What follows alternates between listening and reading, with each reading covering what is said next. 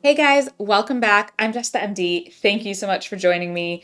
We're watching an episode of Scrubs. We are watching the very last episode in season 1.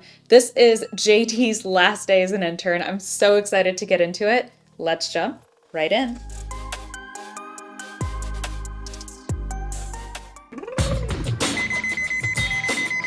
Since I was a kid, I've been able to sleep through anything. Storms, sirens, you name it. Last night I didn't sleep. The June 30th date. Okay, this is a big deal in medicine. July 1st. I know you've probably seen all of those memes of July 1st, don't go to the hospital because that's when the interns start. So I think it's hilarious that they're showing June 30th as the date because obviously this is his last day as an intern. And just one more nod to the showrunners who clearly actually did their research. Couldn't stop thinking about this past year. Ah!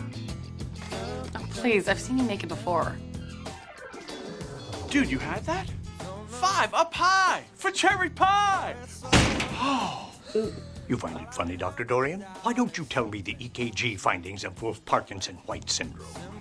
I haven't even showered yet. We could shower together for old time's sake. You know, I never would have slept with you if you told me you're Dr. Cox's ex-wife. What was that, newbie? Relax. He doesn't know. Yeah, why is JD hallucinating? Is it maybe sleep deprivation? Because that is a real thing intern year. That is a real thing in residency in general, but that is definitely a very real thing intern year. It's my last day as an intern. Oh, you got me! Let me go! You guys believe this? Now, tomorrow we are officially residents. Let's get our last day on. What the hell? He deserves it too. Look, how many hands has the Todd broken? I mean, for real, his high fives are legit. So Mr. Bober here has been complaining of abdominal pain and nausea. Looks like cholecystitis. Oh, come on, what the hell, newbie? This gentleman is suffering from an inflamed gallbladder, and you actually have him eating a grilled cheese sandwich. Here's an idea. Why don't we just have him wash the whole thing down with a big old mug of vodka? Dr. Cox is spot on.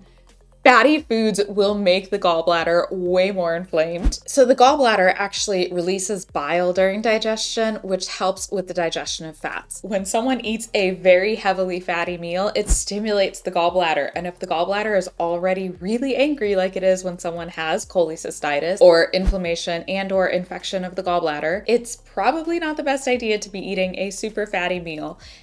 A grilled cheese sandwich is not ideal. That brings us to another really important point. When you're doing admission orders for patients, you actually have to put in a diet order. And so in this situation, JD definitely should have made sure that that diet has low fat. Hey, how come you haven't mentioned it's my last day as an intern? Haven't I? Nuh-uh. Come. Okay. Oh. Despite the fact that when you wake up tomorrow morning, you will be a resident, you'll still be the same excitable little girl that you are right now. The only difference will be that some sorry new intern will probably mistake you for somebody who actually knows something. He's not wrong. Not a lot actually changes between being an intern and being a resident. You're still in training. You still have so much to learn. Honestly, you still have so much to learn when you finish training. I digress. As an intern, coming to the end of that year, getting into being a resident, you now have the added responsibility of teaching new interns. You still don't know a whole lot. I mean, you've learned a lot, you've done a lot, you know more, but God, a second year, honestly, for me, was even scarier than first year. Second year was when I was on call alone without an upper level resident to be there with me so I could ask questions. Second year was when I did call overnight or night float that lasted for weeks at a time. Second year was a point where you are kind of not thrown to the wolves necessarily, because you're not. You always do have someone backing you up, but you're put into a position where you have to stand on your own 2 feet and make some serious decisions on your own. And if you're sure about the decisions, great. If you're not, you still have an upper level resident to call, you have an attending to call, but it's scary to have that responsibility, even more so than when you're an intern. Lieutenant Dr. Cox. Hey. I just saw the new shift schedule, and damn it, Bob, give me a break, will you? Oh, I'm glad you're here. The hospital needs to find a new residency director, and I've decided to recommend you. Now, finish your tantrum on your own, because I'm going to go down to the cafeteria and get myself a froyo. Kelso definitely cannot just force Dr. Cox into being a program director for a residency program. I mean, that is a huge, huge job. It's a lot of responsibility. It's a lot of extra time. So if Cox doesn't want it, he shouldn't have to take it. Bambi, Mr. Bober's hypertensive. I think he's becoming septic. This guy is more work than all my other patients combined. Well, maybe if you tell him how hard it is on you, he'll get better. I'll get paper towels. It sounds like that patient actually should have been in surgery to remove his gallbladder. Why is he still on the floor? It sounds like his gallbladder is either necrotic and dying or has ruptured, but this guy is really, really sick. Who can we get? I'm not shocked. That's how you live your life, isn't it? Got a problem? Hey, just pass it on down the line. I was gonna say something, but it turns out he gave me a pretty good idea. Thank you so much for taking Bober from me. JD, I owe you. Not the best patient handoff, honestly. I've seen a few, and that was not one of the good ones. The problem that this presents is it leads to unsafe patient care. Elliot probably doesn't know everything about what's going on with this patient. Maybe they've all rounded together and Elliot has some better idea, but JD knows everything that's going on with this patient and needs to give her a little bit more information before he hands off a person who's septic, like who's already in big trouble. This is super, super unsafe. Elliot wasn't gonna let herself get stuck with Mr. Bober either. How you doing, Mr. Bober? Fine. Hey, why did you let Elliot turf him up here? I don't know. All I really remember, she dropped her pen and bent over. Dude, Fong City. No.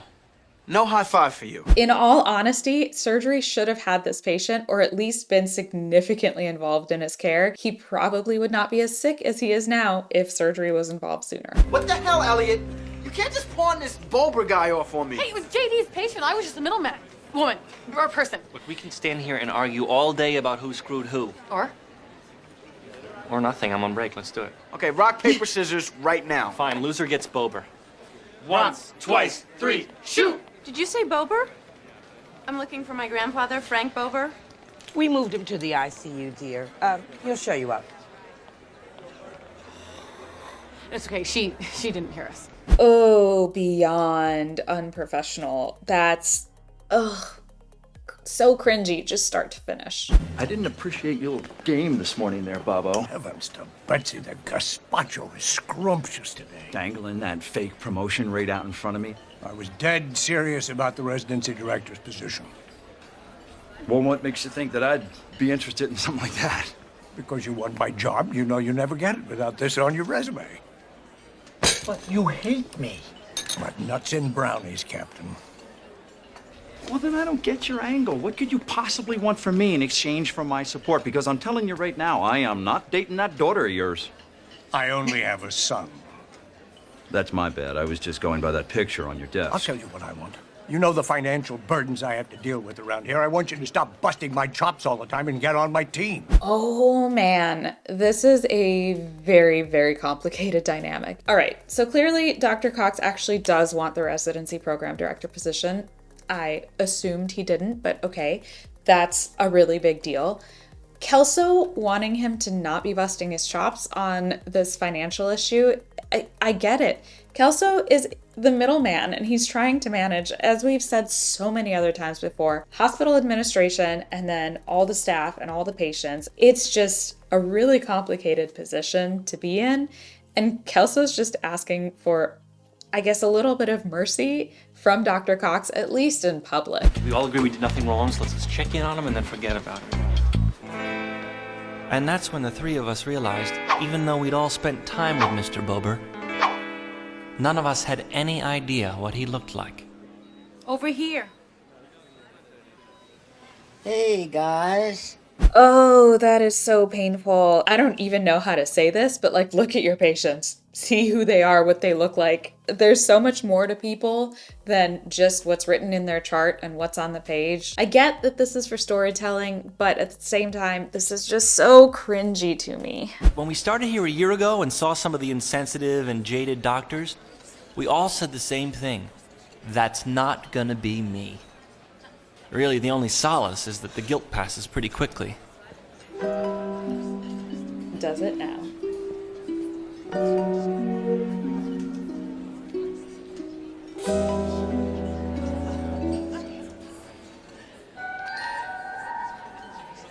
It's hard not to become jaded when you see so much bad stuff happen all the time, especially when you're in the hospital and it's a lot of what you see. You start to feel like that's the only thing that happens in medicine. So you see, Doctor, when it's not really a favor, we were supposed to do surgery on Mrs. Beckerman, but she passed away this morning. Go on. Yeah, she's dead, and we were hoping that maybe you could keep her name on the roster. And it's not, we don't want to do surgery on her. Let's face it, Dr. Nguyen, we're good, but we're not that good. You know what I'm saying? No. Dr. Nguyen, we're trying to get a patient approved for surgery. We're hoping you can keep the slot open. Oh, sure. Dr. Turk, next time you need to talk to me, think hard about what you want to say. Then send her. Of course. Thanks, Dr. Nguyen. For a second, I thought they were trying to actually have the surgery happen under that other patient's name. And oh no, the fraud. That is just not okay. That is not just so much no. There would have to be so much lying on the medical record about how she died. And oh my God, that gave me anxiety even thinking about it in a television show. So you want me to approve surgery on a 76-year-old man with no insurance and no life-threatening condition? Young man, I'm curious. What did you think the end result of this conversation would be? Now I'm feeling like I missed something. Isn't the guy septic from something going on with his gallbladder? Whether it's necrotic or ruptured or whatever. It is not a non-life-threatening condition, and forget the insurance. We're here for patient care, right? I fully recognize that insurance is a very large part of our healthcare system, and that is a whole other problem in and of itself. But when we're in the hospital, we do everything we can and everything that we have to do to help the patient that is in front of us. Beyond that, the money stuff will get figured out. This man needs a surgery. He needs to have a surgery, so he should have the surgery. What if we were to look at this from a purely fiscal perspective? Did he just say fiscal? I mean, after all, Mr. Bober is here every 4 to 6 months, and if we were to consider his surgery as a one-time expenditure, then you would be making the right financial call. See now? That's the kind of thinking I can get behind. How does that make you feel? Dirty all over. You get used to it. Dr. Cox actually makes a really good point. Definitive treatment versus repeated hospital stays. Let's assume that the man has insurance or had insurance, right? It would be a lot more financially beneficial when we're just talking finances to not have reoccurring hospital stays for something that can be definitively managed with surgery. Now, from a patient perspective, the man is in constant pain and needs a surgery to remove his gallbladder. Just from a human perspective, definitive treatment is what he needs. Again, I know this is here for drama, but it's just, I don't see a question. And in a weird way, ours too. I like to go out beyond the white bridge. I'm so glad they got Mr. Bober his surgery. That's so amazing. And I mean, obviously for storytelling, it's what was gonna happen, but in terms of medicine, that's what should have happened. Congratulations on becoming a resident. Glad I could help. Help? You were awful to me. You awful. Anyway, go get him, Tiger. The world is your oyster, my friend. What? It's my first day. I'm waiting for someone. This door's broke. It'll be fifth time or so it don't open. Maybe there's a paperclip stuck in there. Why a paperclip? I was just making small talk. Did you put a paperclip in there? No. If I find a paperclip, you're going down. I love the callback to the first episode. We all know that this feud between Janitor and JD is far from over. And even though I wasn't invited to your little party, I brought presents for everyone. Brace yourself there, newbie. Carla, my ex-husband is in love with you. It's true. Ask your boyfriend, he knows. He and Perry talk about it all the time.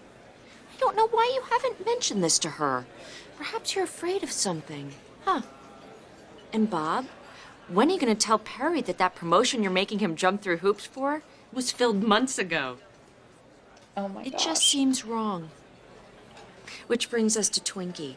If you don't have the courage to tell your colleague, Dr. Dorian, that you're still crazy about him, I'm gonna go ahead and do it for you. Because that's what friends do. Yeah. And finally, Perry. You are not gonna believe what happened the first time I met your little protege here. Oh, please, God, no.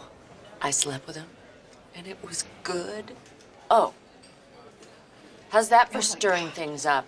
I totally forgot that Jordan did this, and oh my goodness, that stirred the pot for sure. Among all of the other horrible things that just happened, how is it possible that Dr. Cox would not know that the residency program director position was filled unless the doctor actually isn't there yet to start their job? But that doesn't make sense to me. This whole scene, just what an explosion. Whew.